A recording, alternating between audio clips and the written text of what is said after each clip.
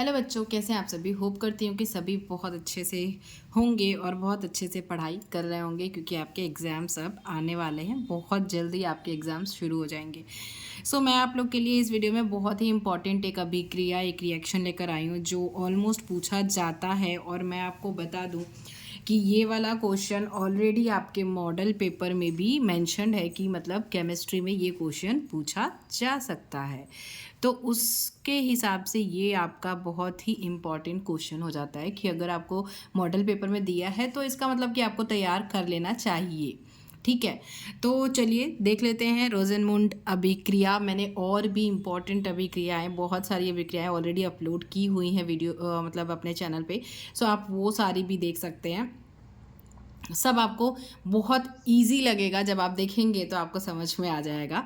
चलिए इस वीडियो में रोजनमुंड अभिक्रिया देखते हैं, जो ऑलरेडी बहुत इंपॉर्टेंट है और बहुत ही आसान, मतलब बहुत ही इजी है। इसमें सिर्फ और सिर्फ आपको एक चीज़ याद रखनी है। चलिए फिर मैं बताती हूँ कि आपको याद क्या रखनी है।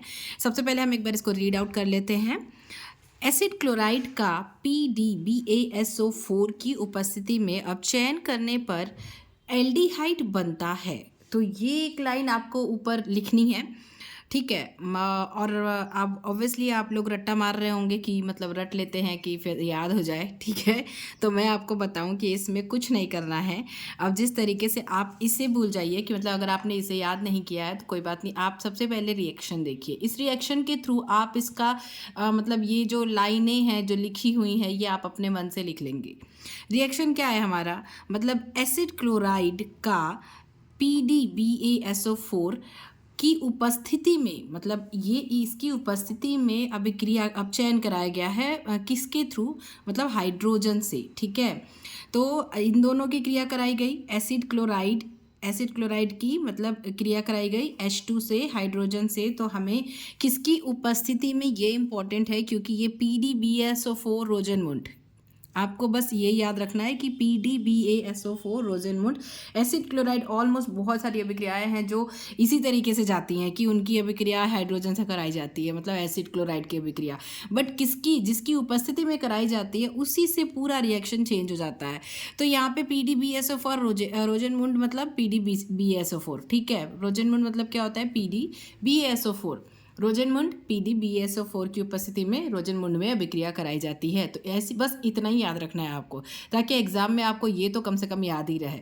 तो आपको अगर ये वाला रिएक्शन नहीं याद है कोई बात नहीं, आप ये वाला रिएक्शन न लिख के सिर्फ ये भी लिख देंगे तो फुल मार्क्स मिल जाएंगे आपको। तो क्या किया है इसमें, एसिड क्लोराइड की अभिक्रिया हाइड्रोजन से PdBaSO4 की उपस्थिति में कराने की वजह से क्या होता है। तो आपको सिर्फ ये याद रखना है और यहाँ लिख देनी है।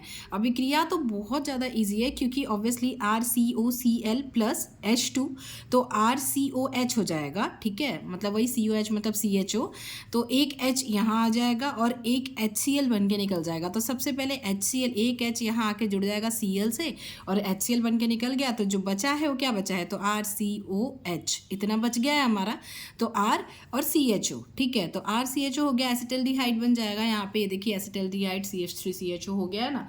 एसिड क्लोराइड यहाँ पे क्योंकि एसिटिल क्लोराइड की अभिक्रिया कराई गई है इसलिए एसिटल्डिहाइड यहाँ पे एल्डिहाइड बन गया।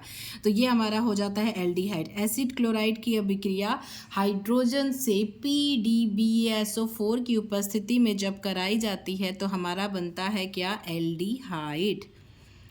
क्या बनता है, एल्डिहाइड। बहुत सारे रिएक्शंस है, सब में थोड़ा थोड़ा सा ही डिफरेंस है, तो कन्फ्यूज़न हो जाता है कई बार कि भाई मतलब किस रिएक्शन में हमें क्या लिखना है। तो आपको सिर्फ ये रोजनमुंड PdBaSO4 इतना ही, बस इन दोनों को साथ में पढ़िए, रोजनमुंड PdBaSO4 बस, कि इसकी उपस्थिति में एसिटल्डिहाइड बनता है। ठीक है, एसिड क्लोराइड का PdBaSO4 की उपस्थिति में जब अपचयन कराया जाता है, अपचयन मतलब हाइड्रोजन से क्रिया कराई जाती है, तो हमारा क्या बनता है भाई, सीधे सीधे H जो है, एक H जो है वो Cl के साथ अभिक्रिया करके निकल जाएगा और बाकी जो दूसरा H है वो यहाँ पे RCH यहाँ पे जुड़ जाएगा और O RCHO बन जाएगा, एसिटल्डिहाइड। ठीक है, इसी तरीके से बस आपको क्या करना है, इस अभिक्रिया को फिर से लिख देनी है, सिर्फ ये R को चेंज करके, मतलब R की जगह आपको CH3 C2H5 जो भी लगाना है आप लगा सकते हैं। ठीक है, तो हमने यहाँ पे CH3 लगा दिया तो CH3COCl प्लस, तो एसिटिल क्लोराइड, अगर आपकी एसिटिल क्लोराइड का आप चयन अगर मतलब कराएंगे PDBSO4 की उपस्थिति में तो एसिटल्डिहाइड बनता है CH3CHO। यहाँ पे भी एक H जो है वो Cl के साथ जुड़ के बाहर निकल गया है और दूसरा H है वो यहाँ पे जुड़ जाएगा तो CH3CHO हो जाएगा, ये बीच में H जुड़ जाएगा तो CHO, ठीक है, तो एसिटल्डिहाइड बन जाता है। तो इस तरीके से हमारी ये अभिक्रिया हो जाती है। और मैं आपको बता दूं कि मतलब और भी जो अभिक्रियाएं हैं उनमें और इनमें जो डिफरेंस है, अगर आपको सिर्फ वो मतलब वो भी जानना हो तो मैं उसका एक अलग से वीडियो बना दूंगी जिसमें सारी अभिक्रियाओं को लेके सिर्फ उनमें जो डिफरेंस है किसमें किसके साथ अभिक्रिया कराई गई है उसकी एक अलग से वीडियो बना दूंगी, ताकि उसमें आपको डिफरेंस पता चल जाए और याद हो जाए, क्योंकि ऑलमोस्ट ये इस अभिक्रिया को ही आप इसको बदल देंगे तो चेंज हो जाएगी, ठीक है। तो इतना आपको याद रखना है, तो सिर्फ आपको PDBSO4 इतना याद रखना है। रोजन मतलब क्या होता है, PDBSO4 की उपस्थिति में अब जब आप चयन कराया जाता है एसिड क्लोराइड का तो एल्डिहाइड बनता है। सो ये आपका बहुत ही इंपॉर्टेंट एक टॉपिक कंप्लीट होता है। तो चलिए मैं मिलूंगी आप लोगों से अपनी अगली वीडियो में। ये पसंद आया हो, हेल्पफुल लगा हो, याद हुआ हो, आपको समझ में आया हो तो वीडियो को लाइक कीजिएगा, दोस्तों के साथ शेयर कीजिएगा, और दूसरी अभिक्रियाएं और भी जो भी आपको कन्फ्यूज़न हो आप मुझे कमेंट कर सकते हैं। मैं ट्राई करूँगी कि मैं आपकी हेल्प कर सकूँ जितना मुझसे हो पाएगा।